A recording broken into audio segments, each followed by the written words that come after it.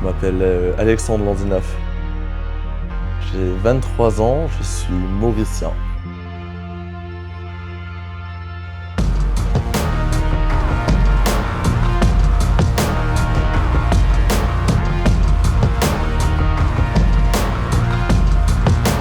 Mon rêve, c'est de poser les pieds sur une piste olympique un jour avec des mecs qui sont olympiens à côté de moi et que j'en fasse partie.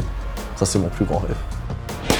C'est parti avec Alexandre Landinaf, vous voyez c'est le maillot blanc, la grande carcasse et c'est Alexandre Landinaf qui se détache, il est en train de faire une course très propre. Alors ce garçon quand il arrive à aligner la technique, ça peut faire des très gros chronos, attention. Le Mauricien Alexandre Landinaf a remporté la finale des 110 mètres et avec un chrono de 13 secondes et 57 centièmes. Une course c'est 13 secondes, ce que les gens ne voient pas dire une course de 13 secondes, c'est les réveils à 6 h du matin, quand il fait moins 5 degrés dehors et que tu dois aller courir. Toutes les heures que tu passes en musculation, toutes les heures que tu passes sur la piste à courir, à enchaîner des tours de piste. Toutes les heures que je vais passer chez le kiné, chez les médecins du sport, chez les chiropracteurs, les ostéos. En fait, ouais, il y a 13 secondes de spectacle, mais après derrière, il y a toute une vie pour réussir à courir que 13 secondes en fait. Le Mauricien Alexandre Landinaf de Saint-Malo.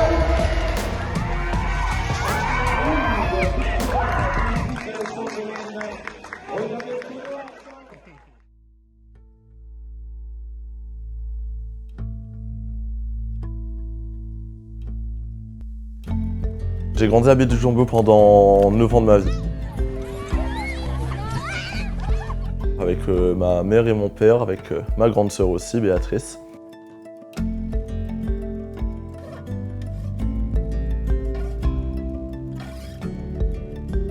Je suis issu d'une famille de mélomanes. Papa était musicien, il était arrangeur, contrebassiste, il a été dans l'orchestre de la police, donc j'ai de la chance d'avoir hérité ça de lui aussi, on va dire.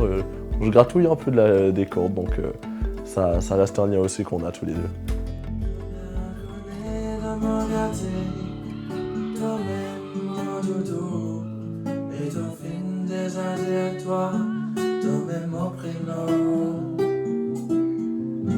Le lendemain de mon 9e anniversaire, papa est décédé, donc ce qui a quand même beaucoup chamboulé ma vie.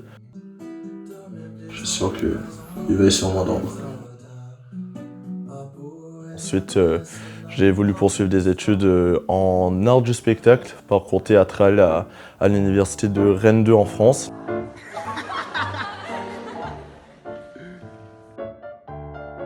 Très vite, j'ai vu que c'était pas exactement la voie dans laquelle je voulais me lancer, donc je me suis tourné vers le sport.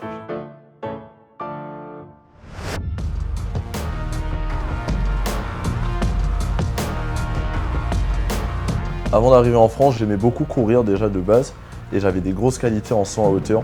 Et c'est comme ça que Serge Tranquille, mon professeur de PS, m'a découvert et m'a dit mais voilà, à chaque interclasse, intercollège, tu viens, tu fais des records, tu sautes haut, bah, viens au stade, viens au stade, viens au stade. Et lorsque je suis arrivé en France, je me suis dit bon bah, je vais m'inscrire à une structure sportive, une structure d'athlétisme. C'est comme ça que je suis arrivé au cercle Jules Ferry de Saint-Malo. Et de là, l'aventure a commencé avec le saut en hauteur. Je me suis qualifié très vite au championnat de France, mais après j'ai eu une blessure au genou qui a fait que j'avais beaucoup de difficultés à sauter. Mais comme j'aimais trop le sport, j'ai continué au sprint et c'est là que Pascal Chevret, mon entraîneur, m'a dit avec les cannes que tu as, toi, faut que tu fasses des haies, faut que tu fasses du sprint, on va t'apprendre à faire. Je t'inscris à une compétition et on voit ce que ça donne. Première compétition, je tombe 2 fois et je termine bon dernier de la course. Sauf qu'avec l'ego, je m'étais dit, allez, je tente quand même une prochaine compétition cet été. Première compétition, je suis en chrono niveau national, je me qualifie au championnat de France et on se dit, ok, on va tenter, c'est peut-être un coup de chance, on revoit un peu ce que ça donne. Deuxième chrono, hop, je confirme ma qualif au championnat de France. Troisième course, je fais champion de Bretagne. Et là, on se dit, ok, ouais, il y a vraiment un truc à jouer. Et c'est de là que c'est vraiment parti. Ah ouais, là, à partir de ce moment-là, il n'y a plus personne qui peut m'enlever ça de la tête. C'était un entraînement 2 à 3 fois par jour. C'était des réveils à 5 h 30 du matin pour être à l'entraînement en musculation. Le midi, soit je faisais un peu d'abdos-gainage, un peu de mobilité. Le soir, c'était entraînement. Donc ouais, une fois que je m'étais mis en tête que, ok, je vais faire ça, bah, le cadre, je me le mettais moi-même et là, c'était parti. Des fois, il m'arrive de douter même assez souvent. Récemment, j'ai pensé à tout arrêter parce que je n'arrivais plus à gérer l'école, j'arrivais plus à gérer le travail, à gérer les entraînements, à gérer mon taf en indépendant aussi à côté. Souvent, je me pose le soir et je me demande mais est-ce que je suis fait pour ça? Est-ce que je vais y arriver? Et je sais qu'au fond de moi, j'ai les jambes, j'ai le corps, j'ai tout pour y arriver, j'ai vraiment tout. C'est juste vraiment sur l'accompagnement, ça devient vraiment trop compliqué à gérer. Je vis en France, oui, mais avant tout, mon cœur il est à Maurice, il sera toujours à Maurice.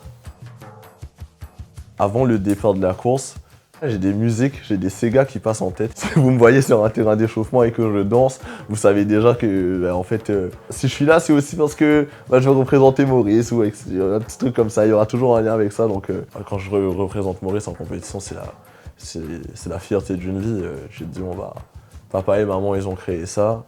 Et moi, je suis là pour essayer de faire briller le drapeau. J'ai déjà dû mettre de côté pas mal de choses pour poursuivre mon rêve. J'ai dû mettre de côté le théâtre, tout ça pour réussir en athlétisme. Tu as une sorte de solitude assez fréquente, assez constante lorsque tu fais de l'athlétisme ou quand tu fais du sport à haut niveau. Et je pense que c'est un peu un des plus gros sacrifices à faire pour réussir. Le fait de pouvoir vivre de l'athlétisme, pour moi, ça représenterait l'aboutissement d'années et d'années de travail. Par contre, derrière, je sais que moi, je me suis construit un peu seul. Tu vois, je suis pas venu en France pour le sport, je suis venu pour les études. Derrière, pour financer mes déplacements, mes voyages, mes stages, mes chaussures, enfin tout, c'est tout pour ma pomme, c'est plein pot pour moi. Je pense que si je peux me consacrer uniquement à ça, avec un financement, avec des aides, je vais arriver à des grandes choses. Ouais. Allez, et maintenant c'est les vacances. On va essayer de trouver un sponsor pour la saison prochaine.